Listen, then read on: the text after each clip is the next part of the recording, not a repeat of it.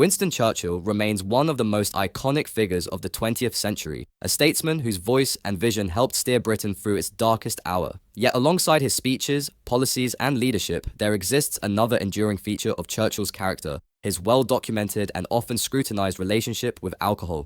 Churchill's drinking habits have been the subject of fascination and debate for decades. He was known to consume alcohol daily, and this aspect of his life became an inseparable part of his public persona. To some, it was a charming eccentricity, symbolic of his defiance and resilience. To others, it raised concerns about his fitness for leadership during moments of critical decision-making. The truth, as with many historical figures, lies somewhere in between. Churchill's relationship with alcohol began early in his military career, notably during his posting in British India. There, he developed a taste for whiskey, often diluted heavily with water, more as a background companion than a vehicle for intoxication. In fact, much of Churchill's drinking throughout his life followed this pattern: steady, habitual, and calculated. His typical day might begin with a whiskey and soda in the morning while reading dispatches, followed by champagne or brandy at lunch, and perhaps cognac or a strong spirit in the evening. What is striking, however, is not just the consistency of his alcohol use, but how little it seemed to affect his performance. Lord Moran, his longtime physician, once observed that Churchill had a high tolerance for alcohol and rarely appeared impaired. In his words, Churchill had trained his body to drink.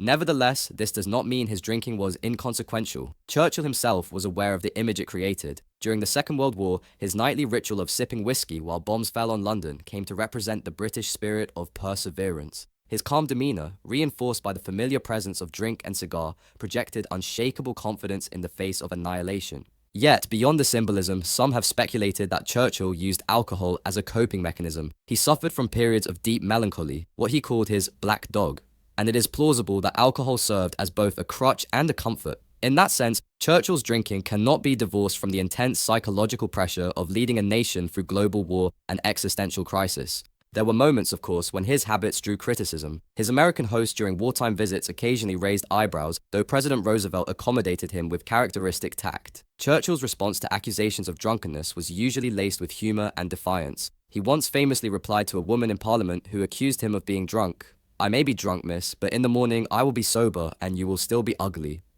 Behind the wit, however, was a man fiercely protective of his reputation and leadership.